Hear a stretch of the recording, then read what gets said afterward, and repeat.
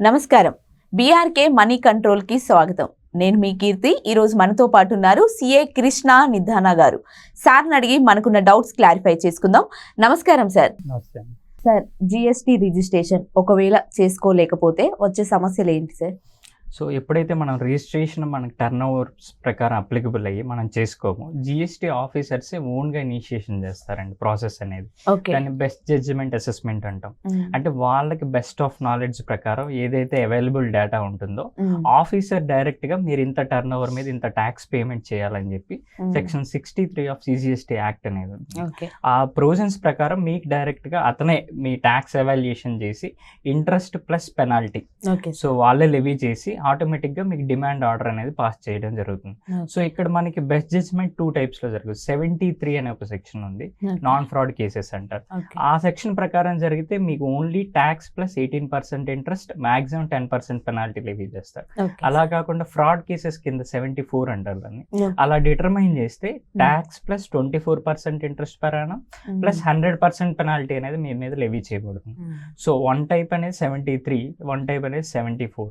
But officer ఈ రెండు determine చేస్తారు. 73 కానీ 74 కానీ డైరెక్ట్ ఆఫీసరే డిటర్మైన్ చేసి మీ tax payable, interest payable and penalty payable అనేది వాళ్ళు డిటర్మైన్ చేస్తారు. అదే మీరు వాలంటరీగా చేసుకున్నారనుకోండి, ఈ ఇంట్రెస్ట్ పెనాల్టీస్ లేకుండా ఓన్లీ ట్యాక్స్ కాంపోనెంట్ మాత్రమే పేమెంట్ చేయాల్సి వస్తుంది. ఇంకొక టైప్ ఆఫ్ బెస్ట్ జడ్జ్మెంట్ ఏంటంటే వాళ్ళకి రిజిస్ట్రేషన్ ఉంటుంది బట్ వాళ్ళు రిటర్న్స్ అనేవి ఫైల్ చేయరు. సో దాన్ని 62 ప్రకారం డిటర్మైన్ చేస్తారు, సెక్షన్ 62 ఆఫ్ సిజిఎస్టీ యాక్ట్ ప్రకారం. అక్కడ ఏం జరుగుతుందంటే last 3 months or 4 months data ఏదైతే మీరు ఫైల్ చేశారో ఆ డేటాని యూజ్ చేసుకొని దాన్ని యావరేజ్ వాల్యూ వాళ్ళు డిటర్మైన్ చేసి ఆ యావరేజ్ వాల్యూ మీద మీకు tax plus interest plus penalty అనేది ఆఫీసర్ డిటర్మైన్ చేయడం జరుగుతుంది. సో మీరే వాలంటరీగా చేసుకుంటే ఇంట్రెస్ట్ పెనాల్టీస్ చేయాల్సిన అవసరం లేదు. ఇన్ కేస్ ఆఫీసరే ఓన్గా మీరు చేయకపోవడం ద్వారా వాళ్ళు చేస్తే మాత్రం మీకు ఎక్స్ట్రా ఇంట్రెస్ట్ అండ్ పెనాల్టీస్ అనేవి లెవీ అవుతాయి. ఓకే, ఇప్పుడు జిఎస్టీ అంటే అందరు చేసుకోవడానికి అవకాశం ఉండదు కదా సార్. ఇప్పుడు కొందరు ఎక్కువ బిజినెస్లు చేస్తారు, వాళ్ళకి అమౌంట్ వస్తుంది, ఆదాయం ఉంటుంది, కానీ జిఎస్టీ ఇలా రిజిస్ట్రేషన్ చేసుకోవాలి అనే విషయం వాళ్ళకి తెలియదు. అవును, వాళ్ళకి ఎలా సార్ మరి?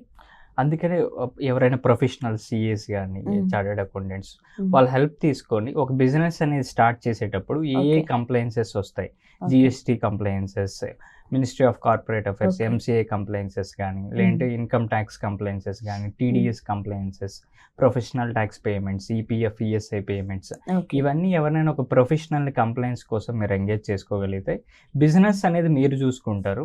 బ్యాక్ అండ్ ఈ కంప్లైన్సెస్ యాక్ట్స్ గురించి ప్రొఫెషనల్స్ అనేవాళ్ళు వాళ్ళు టేక్ కేర్ ఆఫ్ దాన్ని చూసుకుంటారు. ఓకే సార్, ఇప్పుడు కంపల్సరీ జిఎస్టీ రిజిస్ట్రేషన్ చేసుకోవాలి అనే ఒక రూల్ ఉందంటారా? ఉందండి, దానికి సెక్షన్ 24 ఆఫ్ సిజిఎస్టీ యాక్ట్ ప్రకారం కొన్ని లిస్ట్ ఆఫ్ పర్సన్స్ నోటిఫై చేసింది గవర్నమెంట్.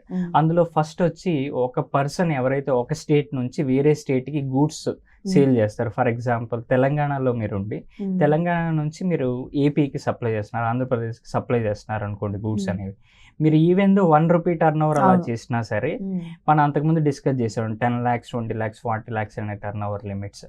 ఆ కేసెస్లో ఏమవుతుందంటే 10, 20, 40 ఉంటే క్రాస్ అయితే మాత్రమే మీకు రిజిస్ట్రేషన్ అప్లికబుల్. బట్ ఈ 24 ప్రకారం ఏమవుతుందంటే మీకు ఆ టర్న్ ఓవర్ లిమిట్స్ క్రాస్ అవ్వకపోయినా సరే మీరు ఆ నేచర్ ఆఫ్ బిజినెస్ చేస్తే, అంటే ఒక స్టేట్ నుంచి ఇంకో స్టేట్కి గూడ్స్ అనేవి సేల్ చేస్తే మీరు కంపల్సరీ రిజిస్ట్రేషన్ తీసుకోవాలి. వాళ్ళు వన్ టైప్ అండి. సెకండ్ టైప్ వచ్చి మనకి క్యాజువల్ ట్యాక్సబుల్ పర్సన్ అంటారు. ఎగ్జాంపుల్ మనకి నాంపల్లి ఎగ్జిబిషన్ లో 3-4 months కి మనకి ఎక్కడో గుజరాత్ నుంచో ఆర్ఎల్స్ రాజస్థాన్ నుంచో వచ్చి ఇక్కడ షాప్స్ అనేవి ఎస్టాబ్లిష్ చేస్తారు. సో వేరే స్టేట్ నుంచి ఒక స్టేట్ కి టెంపరీ పర్పస్ కోసం వస్తారు. వాళ్ళు 3-4 months మాత్రమే బిజినెస్ చేస్తారు. వాళ్ళకి టర్న్ ఓవర్ ఎంత చేస్తారనేది సంబంధం లేకుండా వాళ్ళు ఇక్కడ రిజిస్ట్రేషన్ ఆర్ బిజినెస్ స్టార్ట్ చేయక ముందే వాళ్ళు కంపల్సరీ క్యాజువల్ ట్యాక్సబుల్ పర్సన్ ప్రకారం రిజిస్ట్రేషన్ తీసుకోవాలి. థర్డ్ కేటగిరీ వచ్చి నాన్ రెసిడెంట్ ట్యాక్సబుల్ పర్సన్ అంటారు. వాళ్ళు ఎవరంటే వేరే కంట్రీ నుంచి అదర్ దాన్ ఇండియా నుంచి ఇండియాకి వచ్చి అగైన్ 3-4 months కి టెంపరీగా బిజినెస్ చేసే వాళ్ళని నాన్ రెసిడెంట్ ట్యాక్సబుల్ పర్సన్స్ అంటారు. వాళ్ళు కూడా బిజినెస్ అనేది ఇక్కడ ఎస్టాబ్లిష్ చేయక ముందు ఇన్ అడ్వాన్స్ వాళ్ళు కూడా రిజిస్ట్రేషన్ కంపల్సరీ తీసుకోవాలి. నెక్స్ట్ 4th కేటగిరీ వచ్చి ఎవరైతే మనకి ఆన్లైన్లో గూడ్స్ సేల్ చేస్తుంటారో అమెజాన్లో కానీ, ఫ్లిప్కార్ట్లో కానీ, మింత్రాలో కానీ, ఇలా ఎవరైతే సప్లయర్స్ కింద మేము సప్లై చేస్తామని చెప్తారో వాళ్ళందరూ రిజిస్ట్రేషన్ కంపల్సరీ తీసుకోవాలి.